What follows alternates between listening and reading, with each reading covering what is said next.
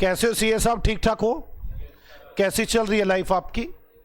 आज खुश तो बड़े हो रहे होंगे, चैप्टर एंड होना है तुम्हारा ब्रांच का, है ना? तुम्हारे चेहरे की खिलावट बता रही है कि हाँ आज चैप्टर खत्म और मजे आएंगे ब्रांच में। बेटे क्या जीवन है, यही जीवन है, इतनी जल्दी नहीं खत्म हो सकता। आ जाओ ब्रांच चैप्टर करें, कुछ क्वेश्चंस रहते थे, आओ स्टार्ट करते हैं। पहले आ जाओ वहां पर प्रैक्टिकल क्वेश्चंस में, मुझे बताना प्रैक्टिकल क्वेश्चन में कौन से रहते हैं। 8th हो गया था, 9th हो गया था, 10th हो गया था, 11 हो गया 11 भी, 12 तो मुझे लगता नहीं हुआ है, नहीं हुआ। आओ फिर 12th ही करें, पहले इसी को निपटाए, इसने बड़ा दुखी कर रखा है चैप्टर में। आ जाओ पढ़ना शुरू करें। कौन है ये? Invoice goods to its branch at cost plus 20%। The branch sells goods for cash as well as on credit. The branch makes expenses out of cash collected from its debtors. ध्यान से, ब्रांच अपने खर्चे करती है out of cash collected from its debtors and cash sales are remitted the balance of cash to HO after withholding 10,000 necessary for meeting immediate requirement of cash। Branch अपने पास 10,000 रुपए cash रख लेती है, बाकी पैसे HO को भेज देती है, कोई बात नहीं। और 31 March assets of the branch as follow. आपके पास 31 मार्च में ओपनिंग में कैश, डेटर, स्टॉक, फर्नीचर सब दिया हुआ है। During the year ended 31 March the invoice price of the goods dispatch by HO to branch 1,32,00,000। Out of the goods receive by it the branch sent back to HO goods ₹72,000। Other transaction at the branch during the year were as follow. कुछ और बातें branch की। On 1 January the branch purchase new furniture for which payment was made by HO through A check. 31 March branch expenses 6,000 were outstanding and cash in hand again 10,000। Furniture is subject to depreciation 16% per annum. Prepare branch account in the books of HO for the year ended 31 March. आपने branch का account बनाना है HO की books में। आ जाओ branch का account बनाएं HO की बुक्स में। चलो करें शुरू। घबराने की जरूरत नहीं होती, आपको पता होना चाहिए मुझे करना क्या है। आप लोग घबरा जाते हैं क्वेश्चन देखकर। आ जाओ ब्रांच अकाउंट बनाएं। Question number 12, branch account. आप सबके टेस्ट चेक हो गए, जो आपके नंबर आए हैं वो आपको बड़े खुश करेंगे। चले ब्रांच अकाउंट। सबसे पहले क्या चीज है? Cash in hand 10। तो कैश इन हैंड क्या होगा? ये डी इनकॉर्पोरेशन, तो branch account debit to opening assets cash 10,000। Debtors 3,84,000। Stock 1,080।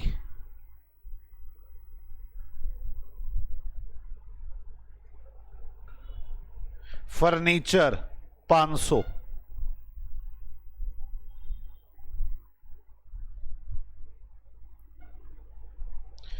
क्या ये मुश्किल काम था?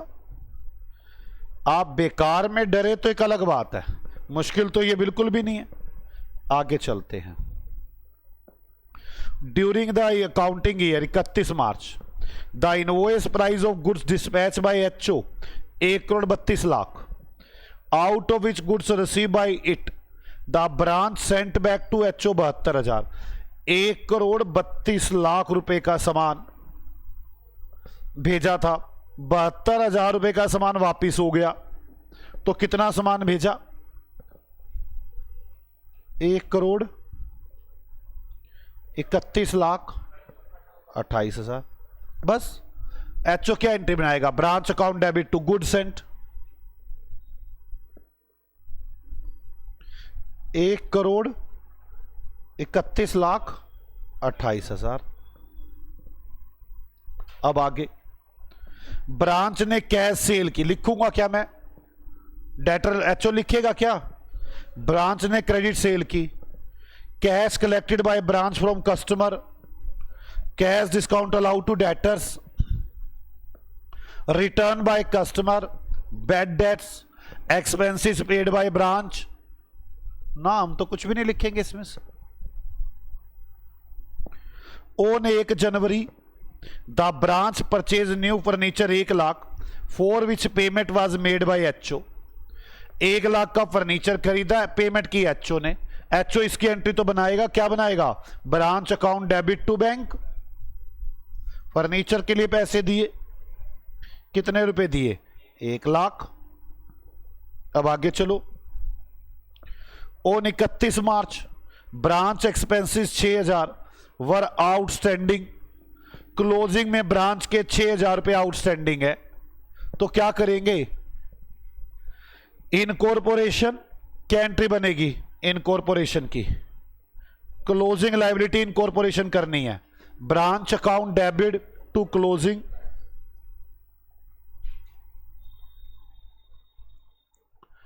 आउटस्टैंडिंग एक्सपेंसेस कितने रुपए है? 6,000। एंड कैश इन हैंड 10,000, और कैश इन हैंड 10,000 रुपए है, ये भी इनकॉर्पोरेट करो। By closing assets cash in hand कितने रुपए? 10,000। Furniture is subject to depreciation, furniture पर डेप्रीसिएशन लगाना है। बस अब हमें क्या क्या चीज नहीं गिनी? कैश तो पता है मुझे, क्या मुझे डेटर्स पता है? इसके लिए कौन सा अकाउंट बनाना पड़ेगा? डेटर्स। क्या मुझे स्टॉक पता है? कौन सा अकाउंट बनाना पड़ेगा? Stock account. अब आगे फर्नीचर पता है ना, इसके लिए कौन सा अकाउंट बनाना पड़ेगा? फर्नीचर। क्या मुझे बाय बैंक कितना कैश भेजा पता है? उसके लिए कौन सा अकाउंट बनाना पड़ेगा? Bank account. मुझे ये सारे अकाउंट बनाने पड़ेंगे। आ जाओ। Memorandum debtors account,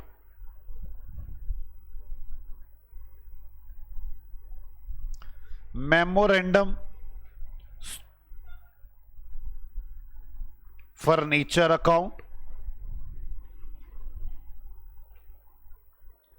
memorandum stock account,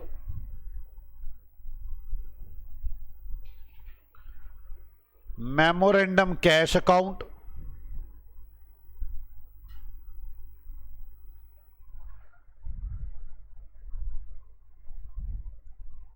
क्या आपको मेरी बात समझ में आई है? इन सब बातों से निकलेगा कि मैंने कितने पैसे लेने, सब चीजों की डिटेल्स। तो आ जाओ, अब इनकी बुक्स में जाओ, एक एक खाते, जो जो खाते आपने बनाने हैं उनकी डिटेल्स के बारे में देखना शुरू करो। मुझे कैश अकाउंट बनाना है, to balance B D, debtors to balance B D, stock to balance B D, furniture to balance B D, सारे खाते बनाने हैं। तो पहले furniture 500 to balance B D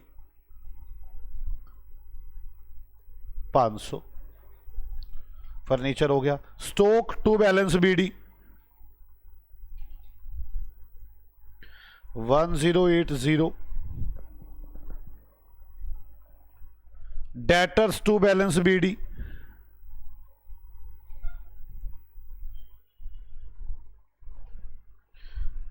384,000, cash to balance BD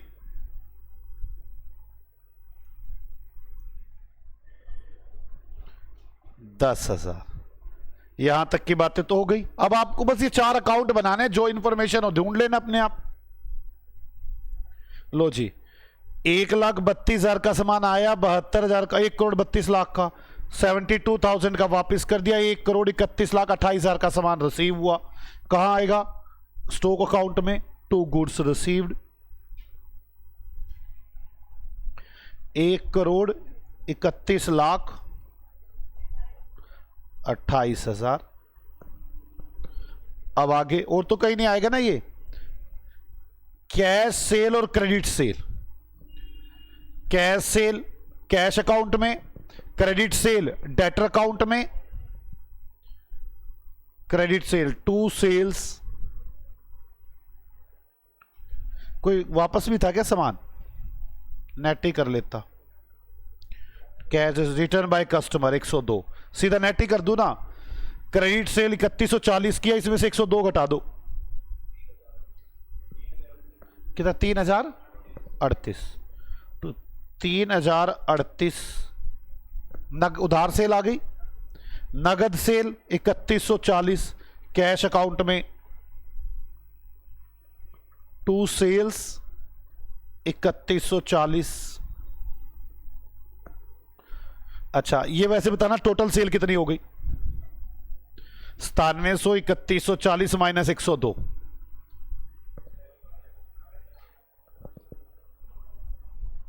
या 9700 प्लस 3140 माइनस 102, 12,738। चलो स्टॉक अकाउंट में आएंगे, यहां लिखेंगे स्टॉक अकाउंट में बाय कॉस्ट ऑफ सेल्स 12,38, 12,738 था क्या? 12,738। अभी मैं इसकी कॉस्ट बना दूंगा, अभी मैं बता दूंगा कैसे बनेगी। बात समझ में आ गई भाई? इतना सामान था, इतना सामान था, इतना बेच दिया, इसकी कॉस्ट तो बताऊंगा ना। अब आगे cash collected from the branch debtors, कहां पे आएगा ये? कैश अकाउंट में और डेटर्स अकाउंट में। टू डेटर्स कितने रुपए कलेक्टेड है? 2,842। और डेटर्स अकाउंट में बाय कैश 2,842। आगे cash discount allowed to debtors, कहां पे आएगा ये? डिस्काउंट का उसमें डेटर्स अकाउंट में 58,000 बाय डिस्काउंट। कितना आया था? कोई डाउट है यहां तक? अब मुझे खुद सोचना है कैश में क्या आएगा, बैंक में क्या आएगा। रिटर्न फ्रॉम कस्टमर हो गया। बैड डेट्स राइट ऑफ कहां आएगा ये? डेटर्स अकाउंट में बाय बैड डेट्स 37,000। आगे एक्सपेंसेस पेड बाय ब्रांच, कहां पे आएगा ये? कैश अकाउंट में बाय एक्सपेंसेस, बाय एक्सपेंसेस कितने रुपए पे किए ब्रांच ने? 842। क्लियर? अब आगे 1 जनवरी को फर्नीचर खरीदा था तो ब्रांच की एंट्री बनाएगी। Furniture account debit to H O, तो फर्नीचर के अकाउंट में टू एचओ। कितने रुपए का खरीदा था? 1 जनवरी को 1 लाख रुपए का।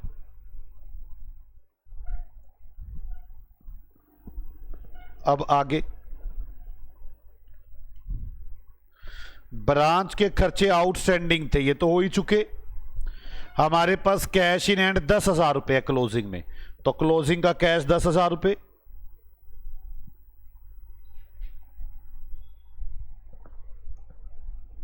Furniture is subject to 16% depreciation, 16% depreciation लगना है फर्नीचर पर। फर्नीचर पर बाय डेप्रीसिएशन 5 लाख पर तो पूरा 16%, और 1 लाख पर 16% के रेट से ये जनवरी में खरीदा है। जनवरी, फरवरी, मार्च 3 महीने का डेप्रीसिएशन कितना हो गया टोटल?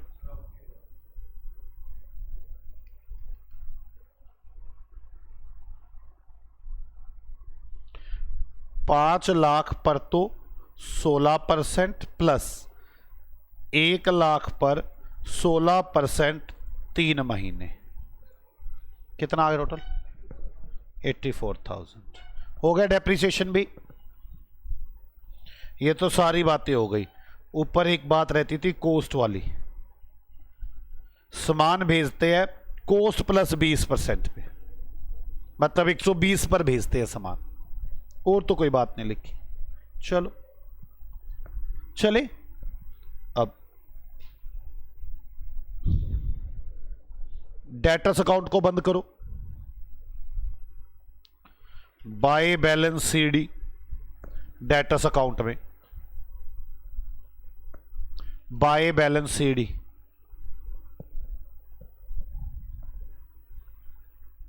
कितना आ गया 5 लाख। ये क्लोजिंग हो गया। अब डेटर्स इसे इनकॉर्पोरेट कर दो 585 हो गया डेटर इनकॉर्पोरेशन। अब आ जाओ furniture by balance CD 5 lakh. Furniture भी इनकॉर्पोरेट कर दो।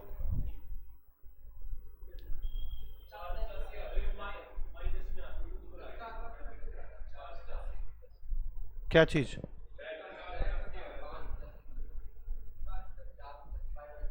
ये 4 नहीं आ रहा, 5 4 आ रहा है।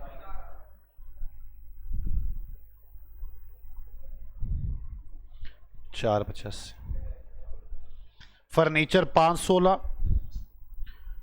स्टॉक अभी देखते हैं बैंक में, देखो निकल के आएगा उसने हमें कितने पैसे भेजे। बाय एचओ,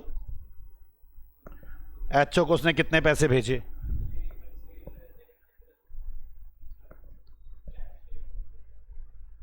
कहां पे? ये कितने हैं कैश से?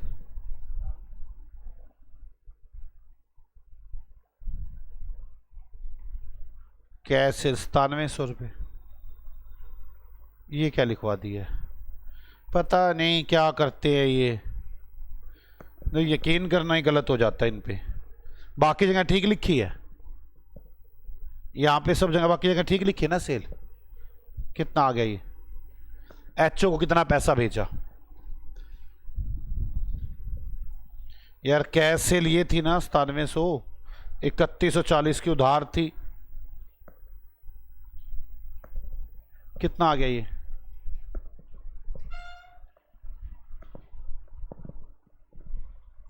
एचओ कितना आया? 1,17,00,000। 1,17,00,000 आ गया। तो आप यहां पे लिखेंगे 1,17,00,000। 1,17,00,000 आ गया। अब आप स्टॉक के अकाउंट को बंद करेंगे। मुझे कुछ बता ही नहीं रखा कि सेल कितने पर की, तो मैं मान के चलूंगा आईपी पर ही सेल की, क्योंकि जो ये अकाउंट बन रहा है ये 120 पे बन रहा है। अब मुझे सेल प्राइस तो बता नहीं रखा। ये देखो ना, ये बना हुआ है कोस्ट प्लस 20%, तो ये 1238 की कोस्ट ऑफ सेल्स है, आईपी है ये। बाय बैलेंस सीडी कितना स्टॉक बच गया? बाय बैलेंस सीडी स्टॉक कितना बच गया?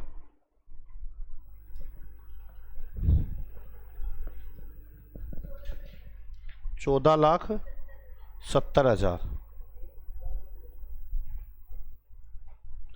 तो क्लोजिंग स्टॉक हुआ 14,70,000। अब मुझे यहां पर निकालना पड़ेगा opening stock reserve.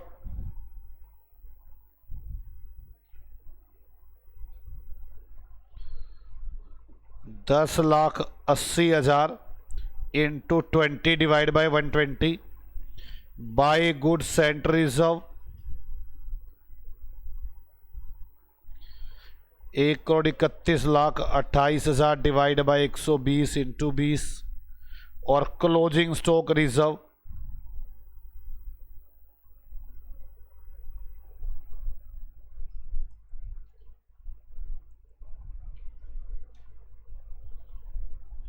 14,70,000 into 20 divide by 120। जल्दी से करके दिखाओ।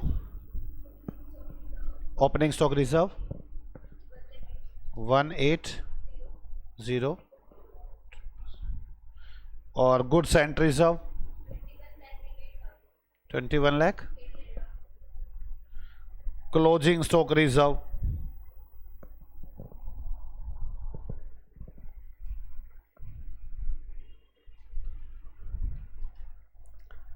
Closing stock reserve.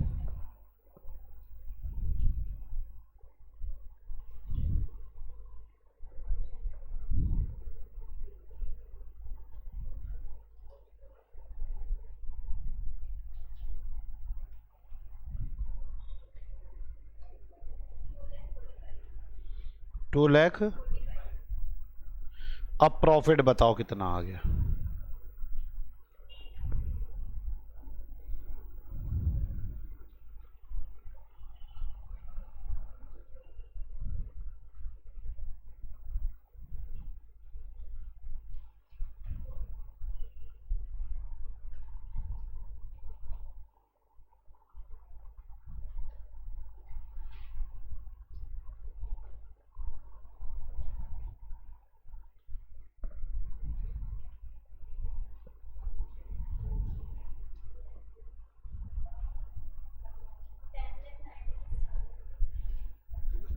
चेक कर ले एक बार सभी.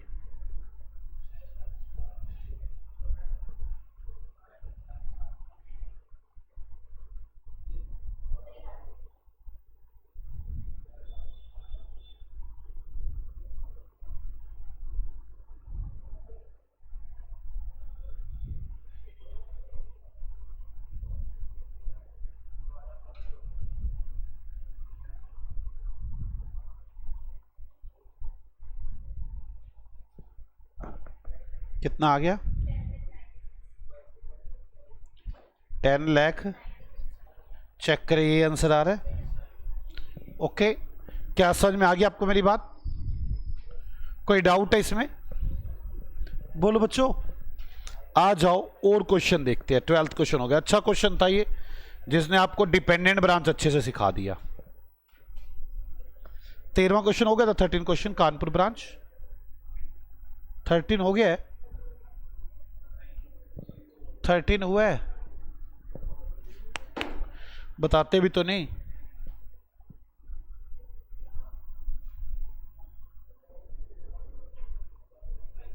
फोर्टीन तो नहीं हुआ, मुझे पक्का पता. 13 का पता नहीं अभी.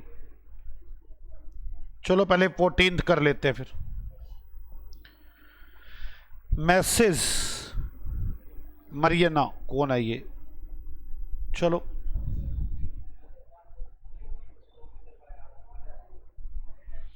Delhi as a branch at Bangalore. To his office, goods are invoiced as cost plus 25%. The branch sell both cash and on credit. Branch expenses are paid direct from HO, and branch has remit all cash received into HO. From the following detail, आप ये बात ध्यान रखा करें, branch के खर्चे कौन पे कर रहा है? HO. एनटीआईसी की तो बननी है. आगे,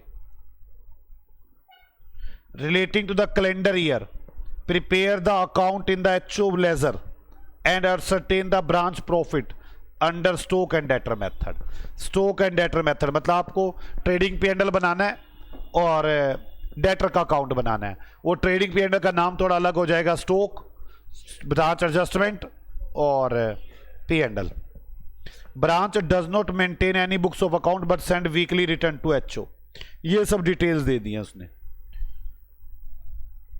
बस करें शुरू. आ जाओ. Stock and debtor method, question number 14.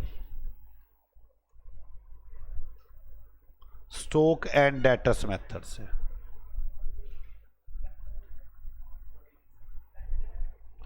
चलो. कौन सा अकाउंट से पहले?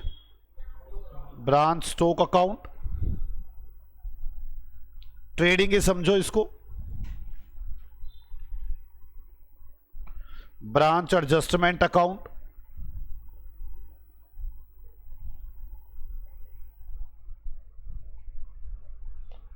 Branch adjustment account.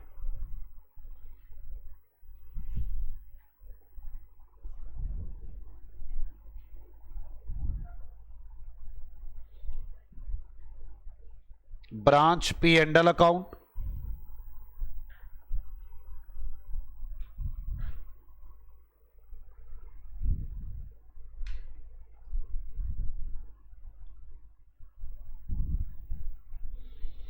Branch debtors account.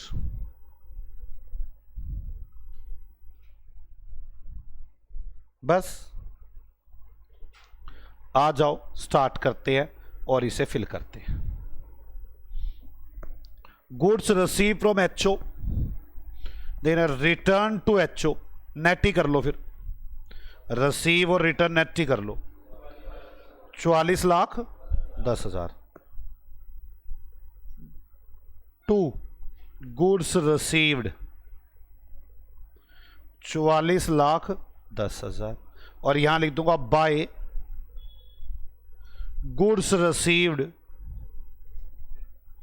Reserve 44,10,000 divide by, check करें क्या पैसे सामान भेजते हैं हम, 25% on cost divide by 125 into 25, कितना आ गया बच्चे? 8,82,000। कोई डाउट है यहां तक? अब आगे, यहां तक हो गया। Stock at Bangalore on 1 January, opening stock 4.5 lakh to balance B D कितने रुपए है? 4.5 lakh by opening stock reserve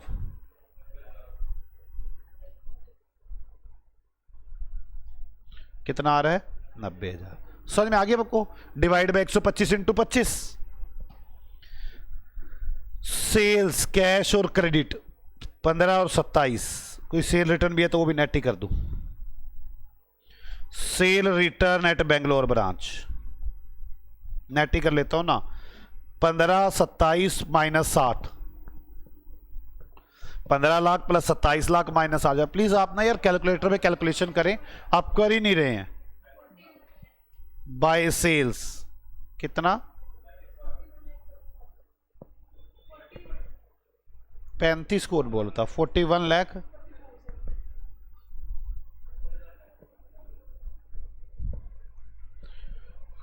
$15 और 27 लाख माइनस 60,000। और ना ये छोड़ दो यार, अपने आप कैलकुलेशन करें। जब गलती होती है तो करके और अगली बात गलत होती हो ना, जानबूझ के भी करना छोड़ देते हैं कि छोड़ करते ही नहीं।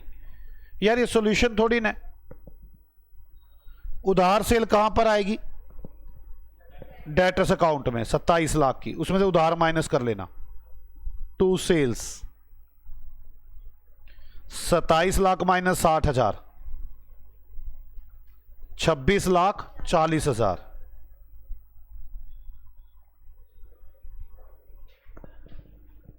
तुम कैलकुलेटर में कैलकुलेशन करो, मोबाइल साइड में रखो, छोड़ दो इसको।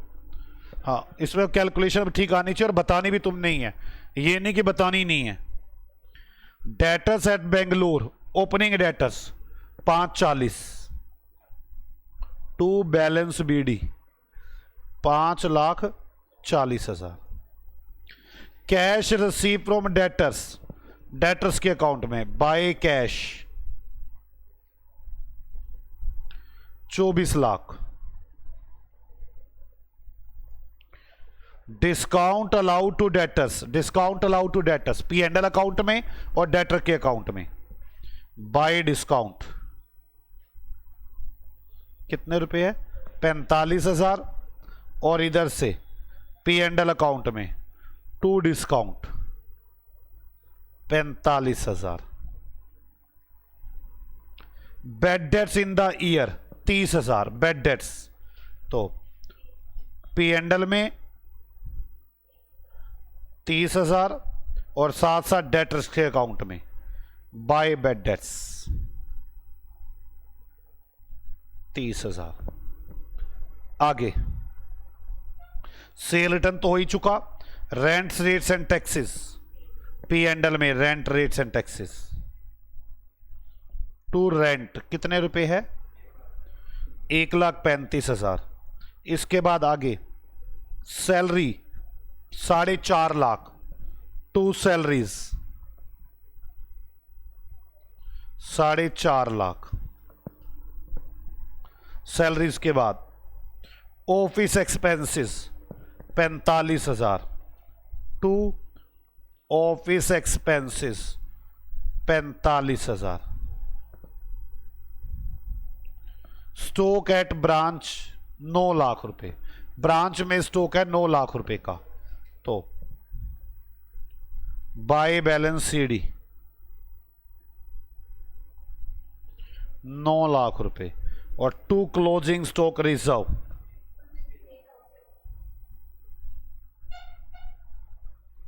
कितने रुपए? एक कैसे निकाला आपने? 9 lakh divide by 125 into 25। Clear है?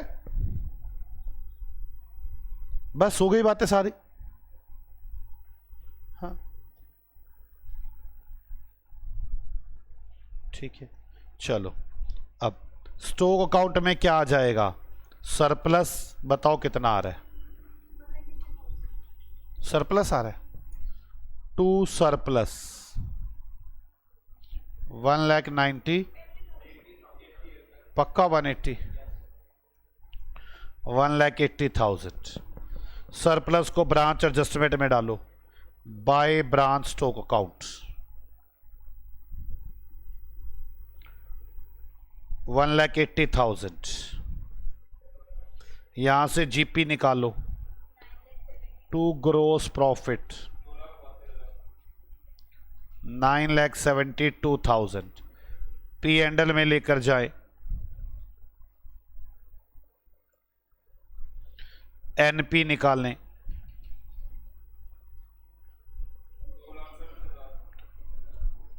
कि 2,67,000।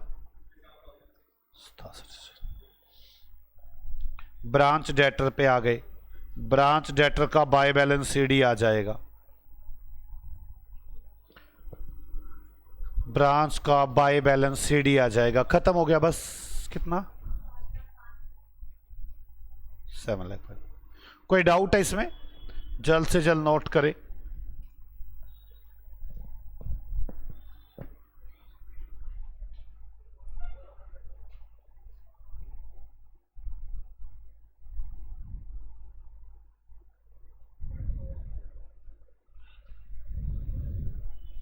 $14 हो गया है, आ जाओ हमारे पास। 15 हो चुका था, हाँ 15 हो चुका था, शायद हो चुका था पक्का। 16 भी हो चुका था और 17 भी हो गया था। अब बात रहती है 13 की। 13 बताओ हुआ था या नहीं? हो गया 13? ओके, 13 हो चुका, 12 हो चुका, यस 11 हो चुका, 10 हो चुका, 9 हो चुका, हम आगे 8 भी हो चुका। हम आ गए एक एक नंबर के क्वेश्चन पर। पहले एक एक नंबर के क्वेश्चन करते हैं 1 से 7 तक। आओ पढ़े 1 से 7 तक questions. If goods are invoiced to the branch at cost, अगर ब्रांच को कॉस्ट पर माल भेजा जाता है, trading result of branch can be ascertain, तो आप ब्रांच के रिजल्ट कौन से मेथड से निकाल सकते हैं? डेटर मेथड से निकाल सकते हैं, यस बिल्कुल निकाल सकते हैं डेटर मेथड से। डेटर में ब्रांच अकाउंट बनाएंगे, बस आप जो सामान भेज रहे हो वो आईपी पर नहीं है, मतलब इसका रिजर्व नहीं आएगा, यही बात तो होगी। प्रॉफिट तो निकल ही आएंगे। स्टॉक एंड डेटर मेथड से निकाल सकते हो, हां ब्रांच एडजस्टमेंट नहीं बनेगा, बाकी तो सब कुछ होगा। तो सी आंसर, ए और बी। एंड नहीं, एंड तो मतलब दोनों से निकालो, और मतलब चाहे ए से निकालो चाहे बी से प्रॉफिट निकालो। तो कहने का इसका आंसर हो गया सी। अगर आप कॉस्ट पर माल भेजते हैं तो जरूरी आप किसी भी मेथड से प्रॉफिट निकाल सकते हैं। क्लियर? अब आ जाओ आगे। Under branch trading and P and L account method, head office prepare P and L account, each branch is treated separate entity, both A and B, either A और B. ध्यान से, जब branch trading and P and L account method लगाया जाता है, मतलब final account method लगाया जाता है, head office P and L account बनाता है? यस, डिपेंडेंट ब्रांच में हेड ऑफिस ही बनाता है। Branch is treated separate entity, her branch को अलग माना जाता है? बिल्कुल अलग माना जाता है। दोनों बातें ठीक है, ए और बी मेरा आंसर आएगा। ए या बी नहीं, ए और बी दोनों बातें ठीक है। क्या आपको मेरी बात समझ में आती है? ब्रांच को अलग भी समझा जाता है और सेपरेट अकाउंट भी बनाए जाते हैं। दोनों ही मेथड में से किसी भी मेथड से प्रॉफिट निकल सकते हैं। Goods may be invoiced to branch at cost or selling price, wholesale price, both A and B. Both A and B. आप कॉस्ट पर या सेलिंग प्राइस पर भी सामान भेज सकते हैं या आप होलसेल प्राइस पर भी भेज सकते हैं। मैं अभी बात करूंगा, मेरा एक टॉपिक छोटा सा रहता है होलसेल प्राइस, एक इलिस्ट्रेशन रहता है उसका। तो हां, दोनों ए और बी, ए और बी। आगे, under debtor method opening balance of debtor is debit to branch account, credited to branch account ना। जब ब्रांच अकाउंट बनता है, ओपनिंग डेटर्स को डेबिट किया जाता है। डेबिट टू एचओ अकाउंट नहीं, क्रेडिट टू एचओ अकाउंट नहीं, ब्रांच के अकाउंट में डेबिट किया जाता है। ए इज माई आंसर। पक्का? आगे क्वेश्चन नंबर 5।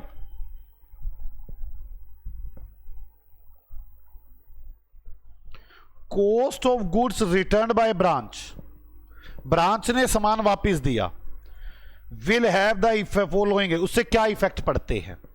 अगर वो हमें सामान वापस देगी, goods sent to branch account will be debited.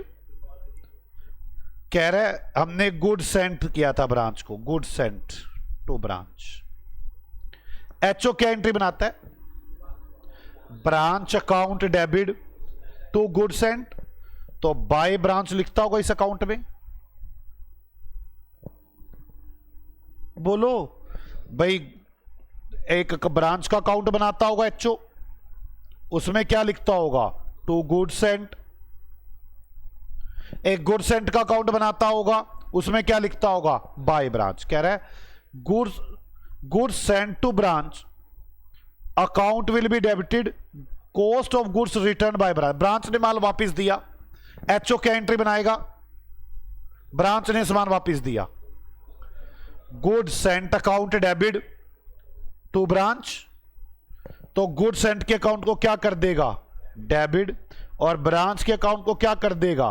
Credit. वो यही कह रहा है, कह रहा है जब सामान वापस आ जाता है तो गुड्स सेंट के अकाउंट को डेबिट कर देते हैं। यस।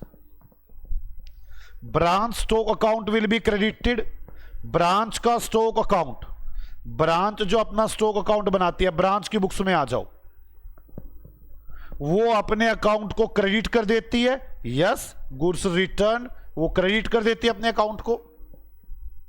बोथ ए और बी दोनों इफेक्ट पड़ते हैं। क्या समझ में आई बात? पक्का? ये एक एक नंबर के क्वेश्चन बड़े ध्यान से पढ़ना, इसमें से एग्जाम में क्वेश्चन आएंगे इस बार, और 30 नंबर के आएंगे। मुद्दा तो ये है। चलो, ना कुछ समझ में आए दोबारा वीडियो सुन लेना या मुझसे पूछ लेना आके। Why goods are marked on invoice price by head office while sending the goods to branch. हम इनवॉइस प्राइस पर क्यों सामान भेजता है एचओ ब्रांच को? ताकि उसको प्रॉफिट ना पता चल पाए। आ जाओ 6 का आंसर देखते हैं।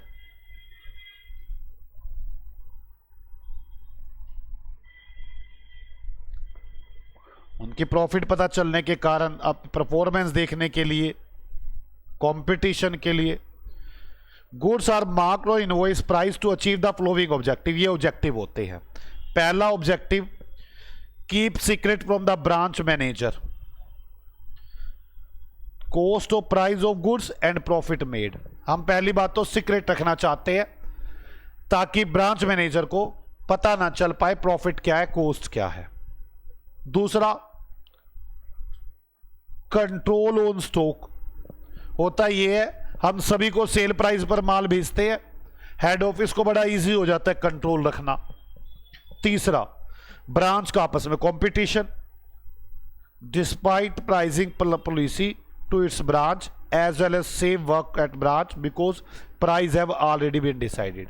कहने का मतलब ये है, ब्रांच को प्राइस डिसाइड करना ही नहीं होता, हम पहले से महंगे प्राइस पर भेजते हैं और उसको बोलते इतने पर बेच दे, उसको टेंशन नहीं लेनी होती कि सामान कितने का बेचना है।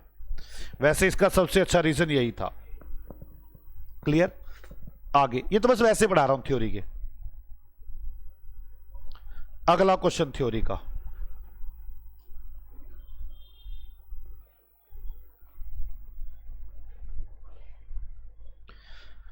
Differential branch with department account.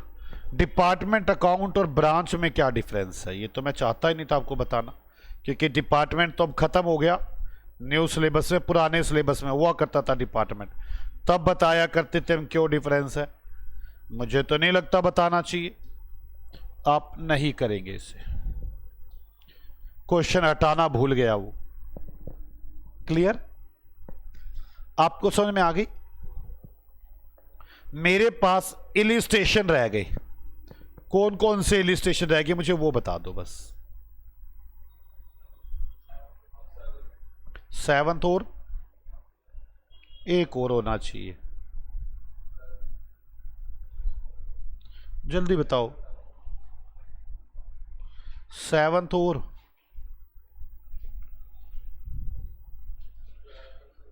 7th और मुझे लगता है 14 रह रहा होगा।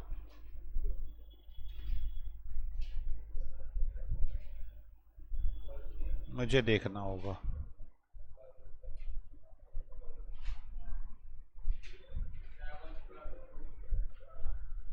फोर्टीन रहता है।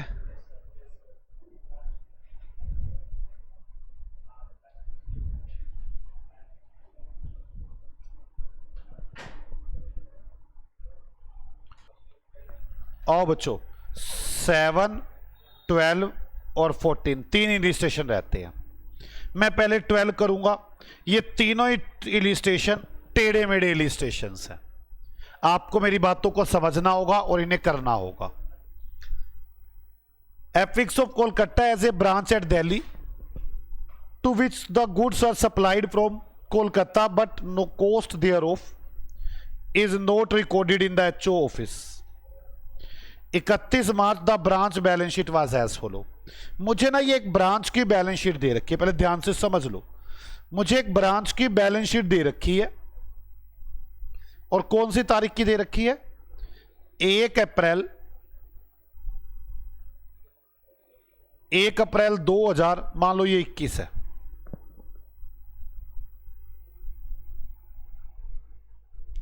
यहां की मुझे बैलेंस शीट दे रखी है ब्रांच की, जिसमें बड़ी सारी बातें लिखी हुई हैं। कह रहे हैं तब हमारे डेटर्स थे,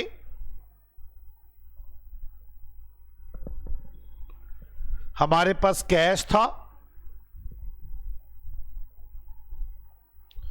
क्रेडिटर थे और एचओ का बैलेंस था।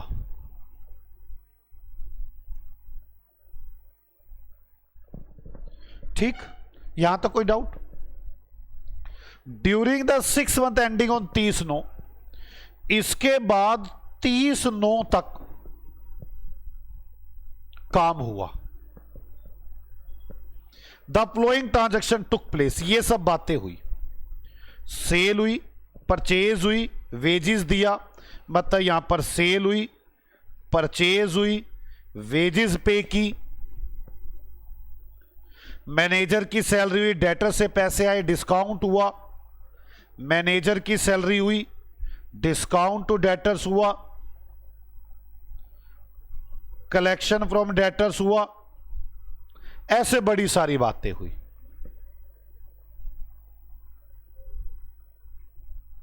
ये सब बातें हुई। सैलरी दी, जर्नल खर्चे दिए, फायर इंश्योरेंस, एचओ को पैसे दिए, discount, cash, building cash in hand cash at bank. Set out the HO account in Delhi books. एक तो एचओ का अकाउंट बनाकर दिखाओ। Branch balance sheet as on 30/9, branch की बैलेंस शीट बनाकर दिखाओ। Also journal entry in Delhi books, also give journal entries in Delhi books. HO का account बनाना है, ब्रांच का अकाउंट बनाना है, और दिल्ली बुक्स को, दिल्ली की बुक्स में जो जर्नल एंट्रियां बनेंगी वो बतानी है।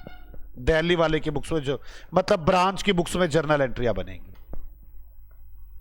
ये क्वेश्चन रियल में सीधा साधा सा क्वेश्चन था।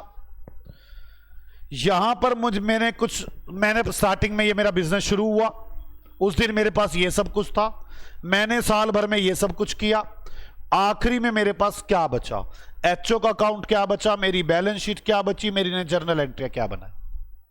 ये सिंपल क्वेश्चन है, ये ब्रांच का क्वेश्चन ही नहीं बनता ढंग से। ये तो वो अकाउंटेंट वाला काम हो गया, ये कोई सीए वाला काम थोड़ी ना हुआ, ये तो अकाउंटेंट वाला काम आ गया कि आपको यहां पर डिटेल्स गिवन है, बीच में जो जो बातें हुई वो गिवन है, आपसे कह रहे हैं जर्नल एंट्री बताओ, ब्रांच की बैलेंस शीट बनाकर दिखाओ, हेड ऑफिस का अकाउंट बनाकर दिखाओ। आ जाओ शुरू करें, बड़े आराम से समझ में आएगा। ये जर्नल एंट्रियां पूछी है मुझसे, मैं सारी जर्नल एंट्रियां बनाऊंगा इन the books of branch. Branch की बुक्स में जर्नल एंट्रियां, कुछ नहीं, ये शुरू हो गया काम। ये पहले ब्रांच की बैलेंस शीट थी, उसके बाद ये सारे लेन देन हुए। ब्रांच क्या एंट्रियां बनाएगी, सबसे पहले मुझे बताओ सेल की क्या एंट्री बनाएगी ब्रांच?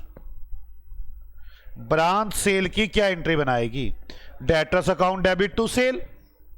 ब्रांच परचेज की क्या एंट्री बनाएगी? क्या बनाएगी जल्दी? Purchase account debit to creditor. Wages की क्या एंट्री बनाएगी? Wages account debit to bank. आ जाओ ये एंट्रियां बनाओ जल्दी। पहले debtors account debit to sales 240, sale की एंट्री हो गई। आगे debtors account debit to sale हो गई। परचेज की एंट्री बोलना, purchase account debit to creditor कितने रुपए? 48,000।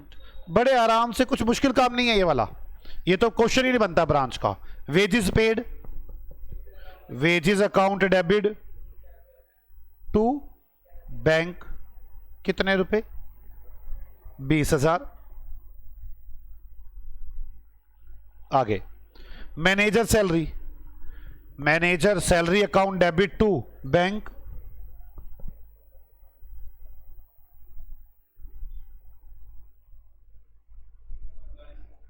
कितने रुपए? 4800। आगे collection from debtors, bank account debit to debtors. ये तो क्वेश्चन ही कुछ नहीं बनता, आता ही नहीं ब्रांच इसमें कहीं। आप ऐसे ही कहते हैं अकाउंटेंट का काम करो, जर्नल एंट्री पूछ ली। 160। Discount allowed to debtors, discount account debit to debtors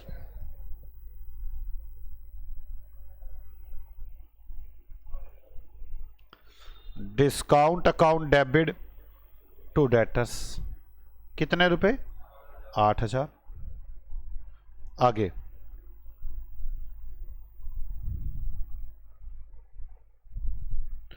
salary 6400 रुपए, सैलरी 6400 रुपए।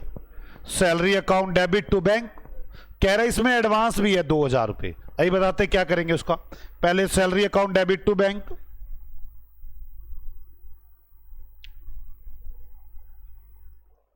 कितने रुपए है? 6400। एडवांस सैलरी की एंट्री क्या बनती है? Prepaid salary account debit to salary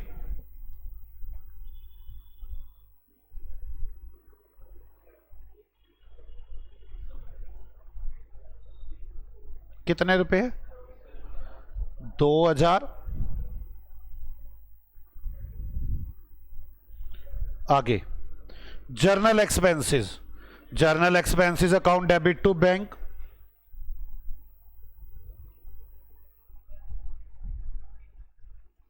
कितने रुपए बच्चों? 1600।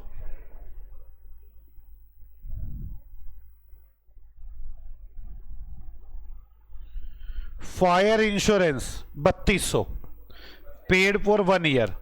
जल्दी फायर इंश्योरेंस पे किया पहले तो। Fire insurance account debit to bank, हम तो 6 महीने का हिसाब बना रहे हैं, तो बाकी क्या हो जाएगा? प्रीपेड।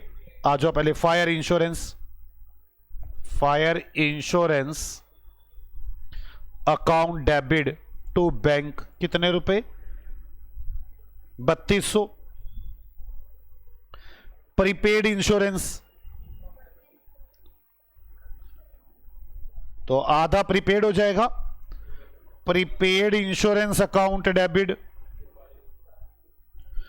टू इंश्योरेंस 1600 रुपए। कोई डाउट है इसमें? अब आगे रेमिटेंस टू एचओ, एचओ को पैसे भेज दिए, HO account debit to bank,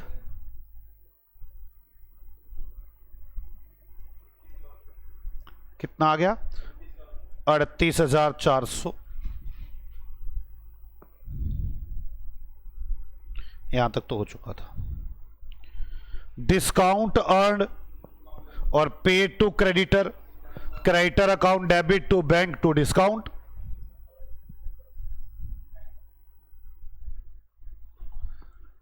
creditor account debit to bank to discount 60,000 और 1200, 61,200। बिल्डिंग अकाउंट फर्दर पेमेंट, पता नहीं क्या है, building account debit to bank,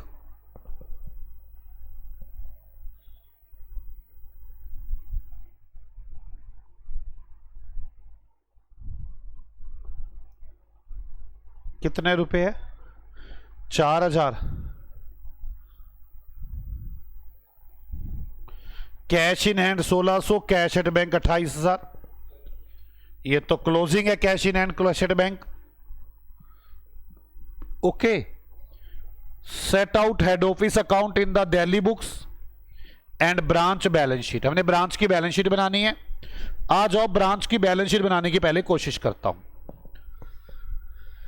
branch की बैलेंस शीट बनाने के लिए मुझे क्या क्या चीजें चाहिए? ट्रेडिंग पी एंड एल चाहिए, बैलेंस शीट चाहिए, यही तो चाहिए। आ जाओ ट्रेडिंग पी एंड एल और बैलेंस शीट, थोड़ी जर्नल एंट्री की जगह छोड़ दो। फिर ब्रांच का trading and P and L account,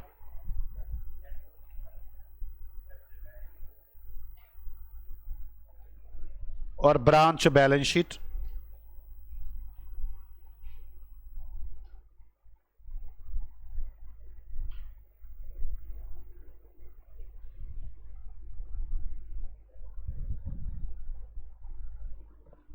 तो चले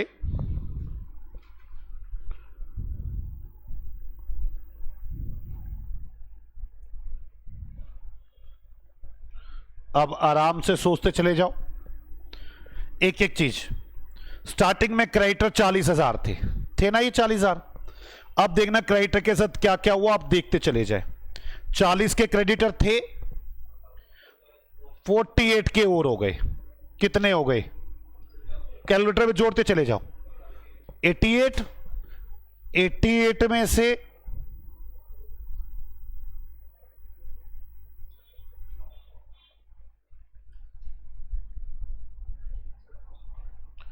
88 में से 61,200 के चले गए, 26,800। लो जी, क्रेडिटर हो गए 26,800 के। कोई डाउट है इसमें? आगे चलो। क्रेडिटर के बाद हेड ऑफिस का अकाउंट 168। उसने तो हेड ऑफिस का अकाउंट मुझसे पूछा ही था, मैं बना देता हूं एचओ का अकाउंट। एचओ का अकाउंट तो पूछा ही है ना उसने मुझसे। By balance BD 1,68,000। क्लियर? अभी कर देंगे इसको पूरा। डेटर्स का कितना है? 2 लाख। डेटर्स की पूरी डिटेल देख लेते हैं। डेटर्स की आ जाओ डेटर्स की डिटेल देखिए। 2 लाख के डेटर्स थे, 240 के और हो गए 440,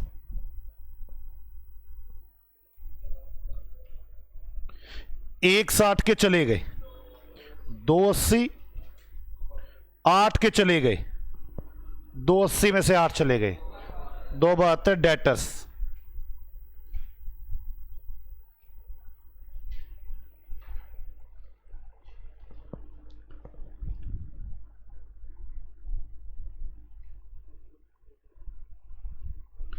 आगे चले, कैश 8,000 रुपए था, देख लेते कैश का क्या क्या हुआ।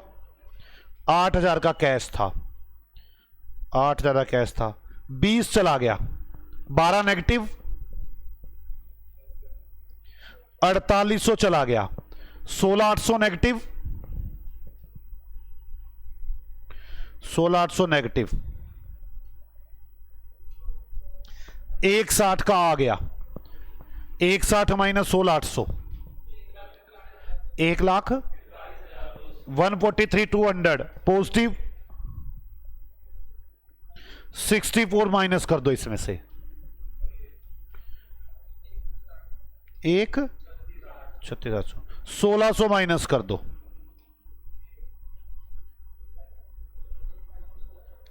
3,200 माइनस कर दो,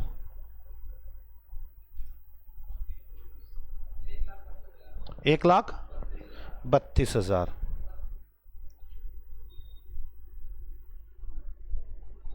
ये कहां, तो यहां तक 3,200 तक हो गया था ना। कितना बैलेंस रह गया? 38,400 ये चले गए,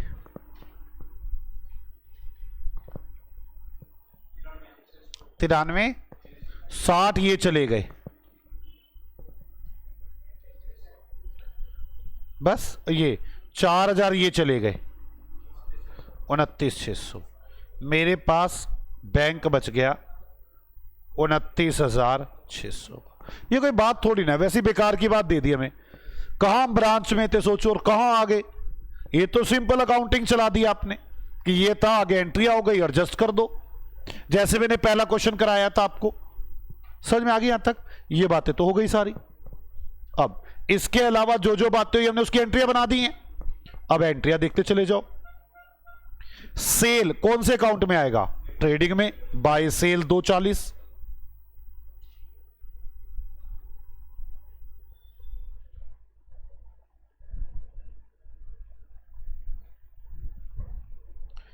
purchase 48,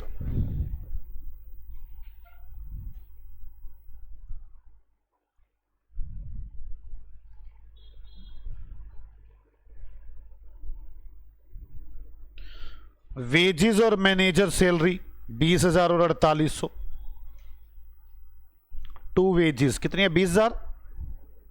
to manager salary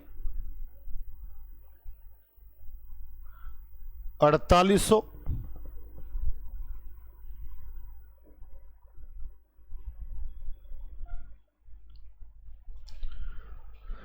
discount 8, salary 24। To discount कितना? डिस्काउंट 8। टू डिस्काउंट का क्या है? सैलरीज कितनी है? क्लियर? मेरे को तो लग नहीं रहा सैलरी ये होगी। 64 थी ना, ये 2 की कम होगी, 4400 रह गई ना। 64 डेबिट थी, 2 क्रेडिट हो गई, 44 बल्कि प्रीपेड आ गई 2,000। सैलरी 4400 और प्रीपेड सैलरी बैलेंस शीट में चली जाएगी।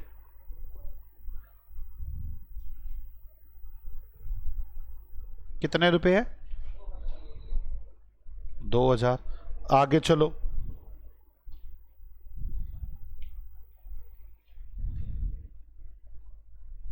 यहां तक हो गया।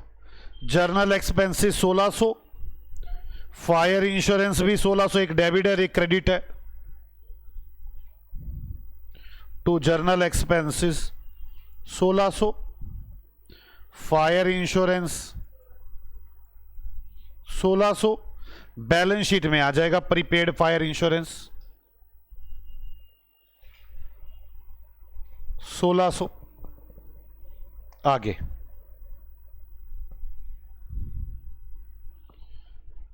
एचओ के अकाउंट में, एचओ टू बैंक, तो एचओ को डेबिट कर दो 38,400 से, by bank to bank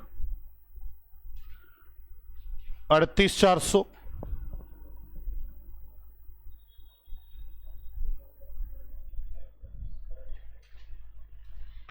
creditor में वो इन discount P and L account में बाय डिस्काउंट, बाय डिस्काउंट कितने रुपए है? 1200। बिल्डिंग अकाउंट है 4,000। मुझे जरा बिल्डिंग में डाउट है थोड़ा सा कि building extension account close by transfer to HO, हमने एचओ को भेज दिया है। कह रहा है बिल्डिंग अकाउंट हम एचओ को भेज देते हैं, फिर कह रहा है यहां पर बिल्डिंग अकाउंट फर्दर पेमेंट, और पेमेंट की गई 4,000 रुपए की, 4,000 की पेमेंट कर दी गई, तो हमारे पास बिल्डिंग आ गई। अब वो कह रहा है मैं एचओ को भेज देता हूं, तो एंट्री क्या बन जाएगी? HO account debit to building, भेज देते हैं एचओ को।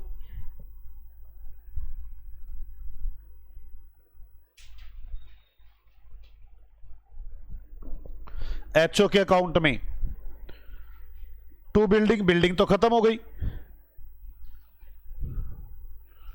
टू बिल्डिंग कितने रुपए है? 4,000। अब मेरे पास ट्रेडिंग पी एंड एल में मेरे पास निकल आएगा net profit, net profit trading P and L में नेट प्रॉफिट आ जाएगा।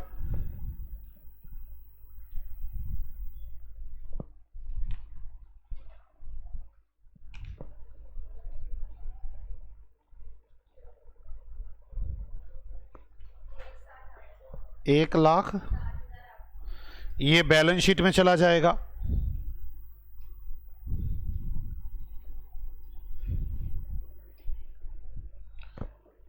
और बैलेंस शीट में यहां से एचओ का सीडी बैलेंस आ जाएगा। कितना एचओ का सीडी बैलेंस यहां पर?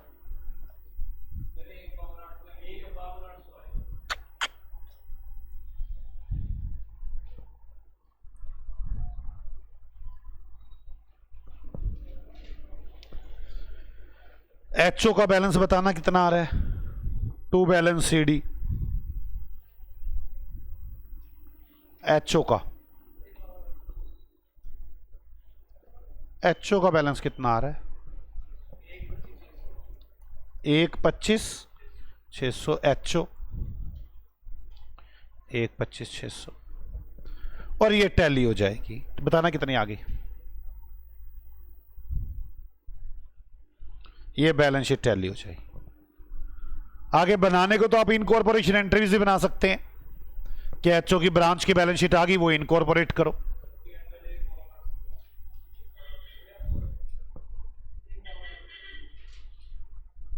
क्या ये टैली हो रही है? जल्दी ये बताओ, टैली हो गया? तो इस तरह से ये क्वेश्चन करना था। अजीब ही क्वेश्चन था, मुझे तो नहीं लगता कि आपको देना चाहिए था उसे ये क्वेश्चन। बाकी चलो क्या कह सकते हैं।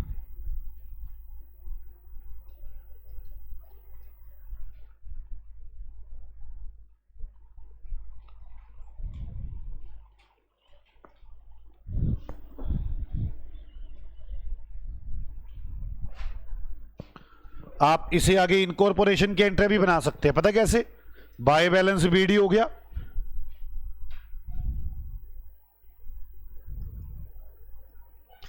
इनकॉर्पोरेशन की एंट्री बना दो। बैलेंस शीट आपके पास है ही है, सारी एसेट्स भेज दी। क्या बनाएंगे? HO account debit to prepaid insurance, prepaid salary to debtors to bank by creditor by P and L, tally हो जाएगा। बात समझ में आ गई आपको? कितना? 1600, 2000, 272, 1600, 2000, 272, और बैंक में 29,600, क्रेडिटर में 26,800 और एक 52,800। इनकॉर्पोरेशन एंट्री भी बना के दिखा सकते हैं कि ब्रांच ये एंट्री और बनाएगी। ये था हमारे पास क्वेश्चन नंबर 12 था ना।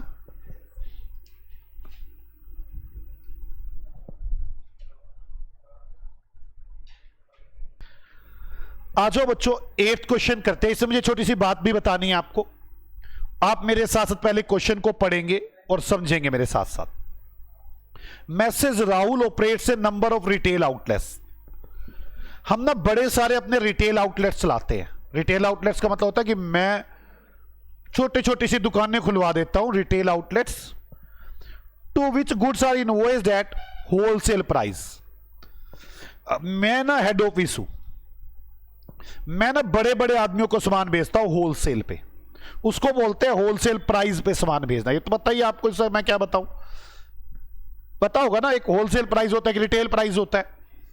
भाई मैं होलसेलर्स को माल बेचता हूं, तो जब होलसेलर देखता है ना एचओ की होलसेलर बहुत काम कर रहे हैं, तो एचओ कई बार अपने भी रिटेल स्टोर खोल लेता है और रिटेल स्टोर्स को जो सामान भेजता है वो होलसेल प्राइस पर भेजता है। कोई डाउट है इसमें? तो यही बात लिखी हुई है कि ये देखो,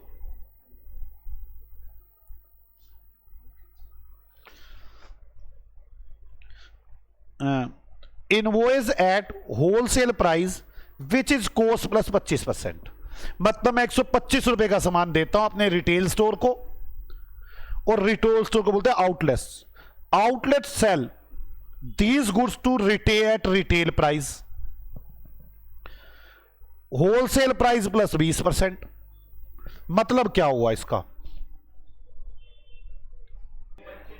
सिंपल सा मतलब है इसका यार, आप मेरी बात को समझो कि एचओ क्या करता है, रिटेल अपने आउटलेट्स को सामान देता है 125 पे, आउटलेट सेल करता है 125 प्लस 20%, कितना आ गया? 150 पे। एचओ की कॉस्ट तो 100 है, ये आउटलेट की बात कर रहा हूं मैं। आउटलेट क्या करता है? आउटलेट मतलब मेरा retail store. Following is the information regarding one of the outlet. मेरे एक आउटलेट के बारे में, एक रिटेल स्टोर के बारे में मेरी डिटेल दी हुई है। मेरे पास स्टॉक पड़ा था स्टार्टिंग में वहां पर, तो कितने पर पड़ा होगा? 125 पर, क्योंकि जब मैं उसे भेजता 125 पर हूं। हमने उसे इस साल इतना माल भेजा, gross profit made by outlet, outlet ने इतना प्रॉफिट कमा कर दिया। गुड्स लॉस्ट बाय फायर, कुछ आग लगी थी, पता नहीं कितने में सामान में आग लगी थी। Expenses, stock at the outlet, closing stock दिया हुआ है। You are required to prepare the following accounts, outlet stock account. अधिकतर लोग बस आउटलेट के नाम से दुखी हो जाए, ब्रांच स्टॉक अकाउंट और क्या है ये? आउटलेट्स P&L अकाउंट और स्टॉक रिजर्व अकाउंट। कोई बात नहीं, आ जाओ शुरू करते हैं। पहले बिल्कुल है ब्रांच ही, मुझे स्टॉक अकाउंट बनाना है, P&L अकाउंट बनाना है, रिजर्व का अकाउंट बनाना है। आ जाओ। Outlet stock account, outlet stock account, और क्या बनाना है मुझे आउटलेट स्टॉक अकाउंट के बाद? आउटलेट P&L अकाउंट,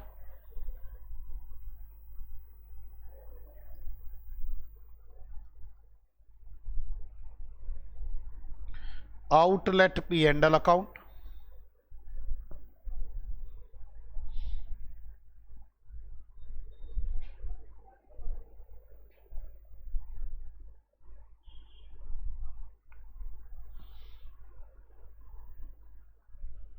और stock reserve account. Outlet stock reserve account.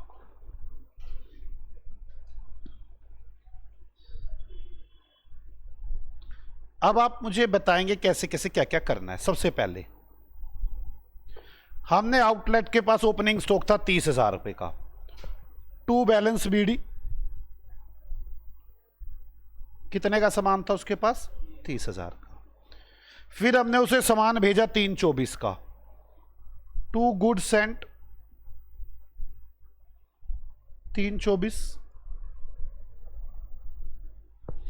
Gross profit कमाया आउटलेट ने 60,000 रुपए। अधिकतर बच्चे समझते हैं ये ग्रोस प्रॉफिट है जो यहां से निकलेगा स्टॉक रिजर्व अकाउंट से। ये वो नहीं है, ये तो आउटलेट ने कमा कर दिया है ग्रोस प्रॉफिट 60,000 का। बस यहीं से गेम है, आसान है, क्वेश्चन मुश्किल नहीं है।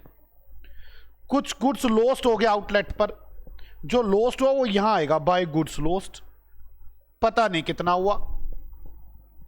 और गुड्स लॉस क्या करते हैं ट्रेडिंग काउंट में से कम, एबनॉर्मल लॉस क्या करते हैं ट्रेडिंग में से माइनस, तो ये माइनस हो गया। स्टॉक अकाउंट ट्रेडिंग अकाउंट ही तो है, और पी एंड एल अकाउंट में लिख देते हैं 2 goods lost.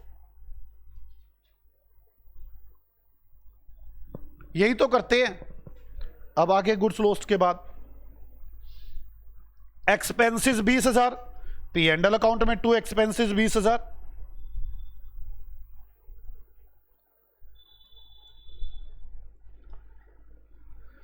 Stock closing 36,000, by closing stock 36,000।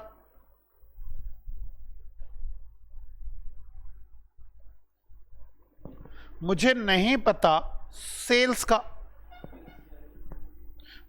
अब यहां बच्चों से दिक्कत होती है, उन्हें सेल नहीं पता चल पाती, ना सेल पता ना गुड्स लॉस्ट पता। आप मुझे एक बात बताओ, आईपी कितना है हमारा, मतलब हमारी कॉस्ट कितनी है आउटलेट की 125, सेल कितना है, तो प्रॉफिट कितना कमा के देगा आउटलेट 25। तो आप कहोगे sales is equal to GP कितनी थी 60,000 की, ये 25 के इक्वल है, तो 150 कितना सेल आ गई 3 लाख पूरा। मेरे को ना बड़ा गुस्सा आता है जब गलत बोलते हो। 3,60,000 सेल आ गई, 3,60,000 रुपए की।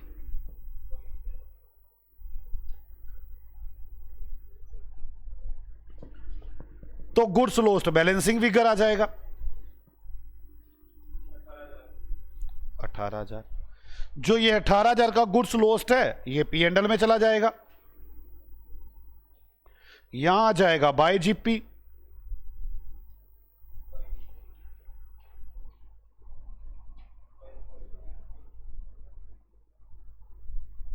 यहां आ जाएगा प्रॉफिट।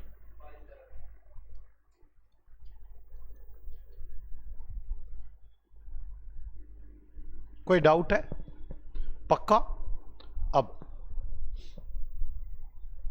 ये किसी को डाउट हो तो मुझे बताए, आउटलेट का स्टॉक अकाउंट और आउटलेट का पी एंड एल अकाउंट। पक्का? यहां पर मैं स्टॉक रिजर्व का जो अकाउंट बना रहा हूं वो ध्यान से रखे, मैं एडजस्टमेंट अकाउंट नहीं बना रहा। एडजस्टमेंट अकाउंट में क्या होता था, ओपनिंग स्टॉक का रिजर्व, गुड्स रिसीव का रिजर्व, क्लोजिंग स्टॉक का रिजर्व और प्रॉफिट निकल आते थे। मैं वो नहीं बना रहा यहां पे। भाई यहां पे हेड ऑफिस अपने आउटलेट को सामान बेचता है, आउटलेट ने क्या प्रॉफिट कमा कर दिया मैंने वो बताया है। वो जो प्रॉफिट कमाएंगे वो एचओ कमाएगा, वो अपनी बुक्स में लिखेगा। सिर्फ मैं यहां पर क्या लिखने वाला हूं कि ओपनिंग स्टॉक पर कितना प्रॉफिट था, मुझे जल्दी बताओ। बाय बैलेंस बीडी कितना प्रॉफिट था, कैसे निकालोगे? 30,000 डिवाइड बाय 125 इंटू 25 कितना आ गया 6,000। अब ये वाला सामान तो बिक गया, ये प्रॉफिट एचओ को चला गया to HO P and L account.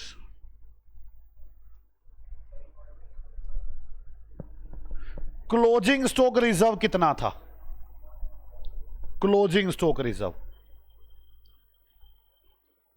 कितना, क्लोजिंग स्टॉक है 36,000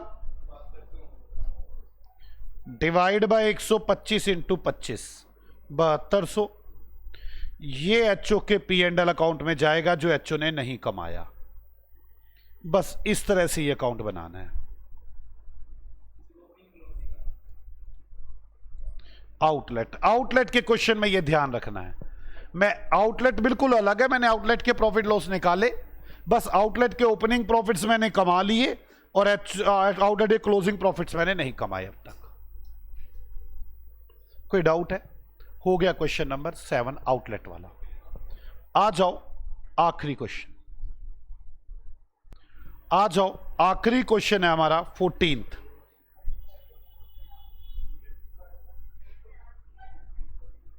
लास्ट के जो ये तीनों क्वेश्चन किए, तीनों क्वेश्चन ही ऐसे थे, इसीलिए मैंने ये लास्ट में करवाया ताकि आप ब्रांच से विचलित ना हो।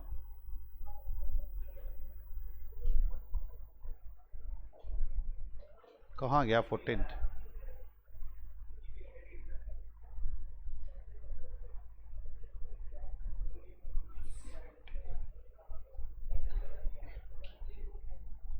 चलो 14th। Message Ramchand and company Hyderabad has a branch in Delhi. The Delhi branch deals not only in goods from HO but also buys some exotic goods and deals in them. हमारी एक branch है दिल्ली में, वो HO से सामान लेती है और कुछ बाहर से सामान खरीदती है और बेचती है। They however do not prepare any P&L account but close all account to HO at the end of the year and open them a fresh on basis of advice of their HO. वो P&L account तो नहीं बनाते, उसको HO जैसे कहता है वो वैसे ही अकाउंट बना देता है। The fixed assets accounts are also maintained at HO. Fixed assets का अकाउंट HO की बुक्स में मेंटेन होता है। The goods from HO are invoiced at selling price to give a profit 20% on sale price. HO जो सामान भेजता है वो 20% ऑन सेलिंग प्राइस भेजता है। मतलब मैं इसको कॉस्ट पे बना लूंगा, सेलिंग प्राइस अगर 100, प्रॉफिट 20 है तो कॉस्ट 80 है, 20/80 इंटू 100 25%, तो 25% ऑन कॉस्ट। कोई डाउट है? The goods sent from the branch to HO are at cost. From the following prepare the branch trading and P&L account and branch fixed assets account in HO books. आपने branch का trading P&L बनाना है और आपने HO की books में fix assets का account बनाना है। बस इतना सा काम करना है आपने, मेरे साथ साथ बनाएंगे आप लोग। ये तीनों क्वेश्चन जो लास्ट में किए हटके थे इसलिए मुझे कराने पड़े। ब्रांच का ट्रेडिंग P&L अकाउंट बनाना है, बैलेंस शीट नहीं पूछी, ट्रेडिंग P&L पूछा है, और इन the books of HO fix assets का अकाउंट बनाना है।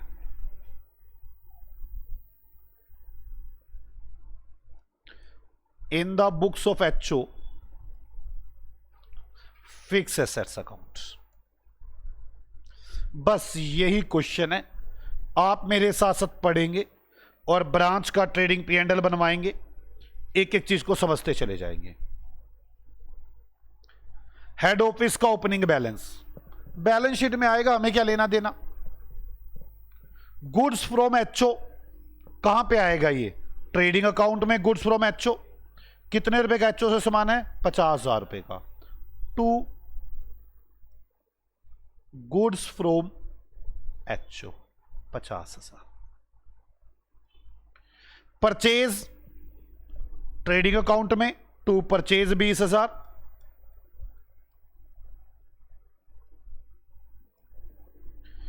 ओपनिंग स्टॉक 4,000 रुपए का।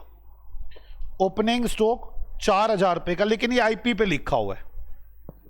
हम ब्रांच को सारा सामान किस पर दे रहे हैं? Cost per. ये सब कॉस्ट है,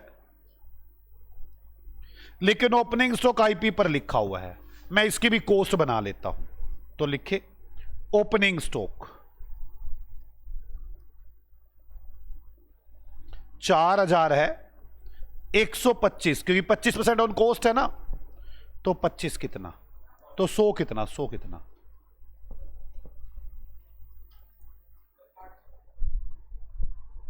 3200 आ गया। ठीक है, आगे opening stock of other goods, जो मैं बाहर से सामान खरीदता हूं उसका ओपनिंग स्टॉक 500 का है, तो मेरा तो 3200 ये प्लस 500 ये 3700 का स्टॉक हो गया ओपनिंग। नहीं समझ में आई बात? एचओ से आता है सामान और खुद परचेज करते हैं हम। मेरी एक बात समझ लेना, 2 प्रैक्टिस चाहिए आपको इन सब की। घर जाती है मत सोच लेना आ गया हमें branch. Salary 7000, 2 salaries 7000।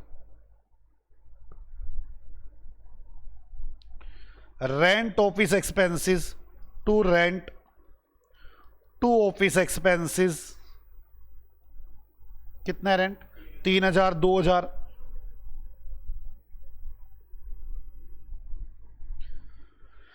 Cash in hand balance sheet में, बैंक बैलेंस शीट में, डेटर बैलेंस शीट में कुछ भी आना नहीं आ तो। Sales 1 lakh by sales,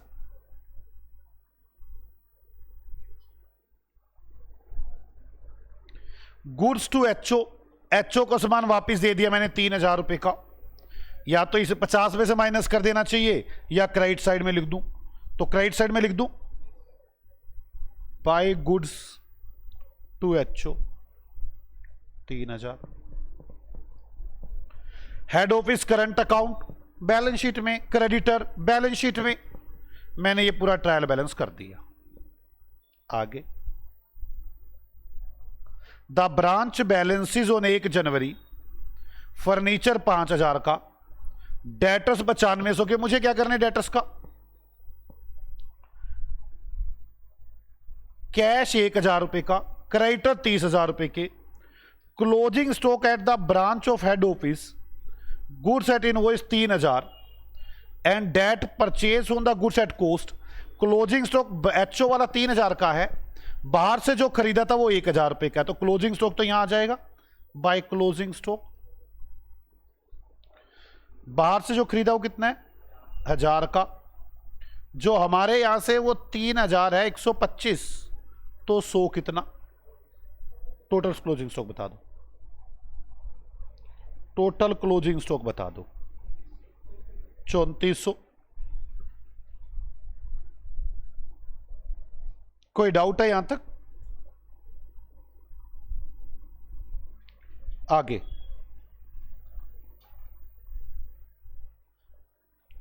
depreciation 10% on branch assets, 10% का डेप्रीशिएशन है।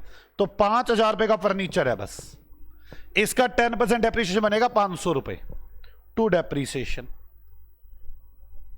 500 रुपए। लो जी जीपी आ गया।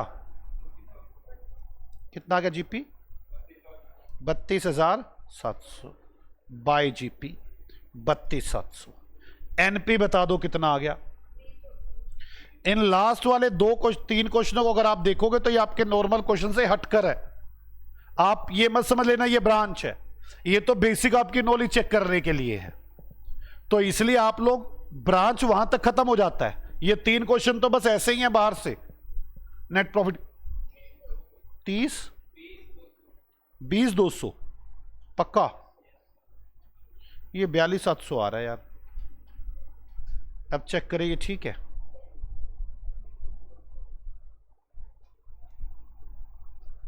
ओहो ये भी ठीक करना पड़ेगा।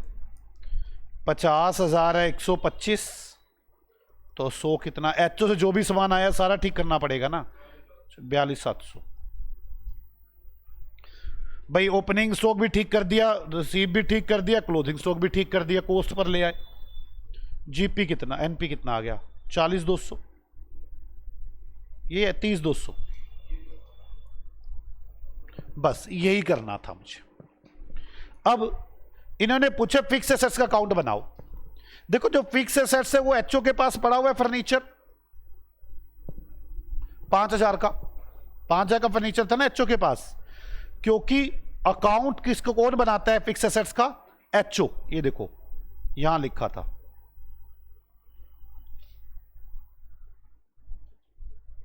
The fix account also maintain at HO. HO बनाता है फिक्स एसेट्स का अकाउंट। तो मतलब जो ये फिक्स एसेट्स है ना, ये ब्रांच की बुक्स में नहीं लिखी होंगी। किसकी बुक्स में लिखी होंगी? एचओ की। ये तो सिर्फ डेप्रीशिएशन लगाएगा और एंट्री क्या बनाएगा? HO account debit to fix assets, branch account debit to fix assets by branch depreciation 500 का, और बाय बैलेंस सीडी 45। ये एचओ अपने पास बनाएगा। हमारे पास ब्रांच पूर्णतः समाप्ति। लास्ट के तीनों क्वेश्चन थोड़े टेढ़े मेढ़े थे, आपको देखने हैं सबको, दोबारा भी करने पड़े तो दोबारा वीडियो देख सकते हैं, लेकिन 3 क्वेश्चन से पहले ब्रांच खत्म हो चुका था। ये छोटी छोटी बातें थी जो मैंने लास्ट में बस वैसे ही करवाई हैं। ओके बच्चों, बाय बाय, मिलते हैं नए चैप्टर से नई क्लास में।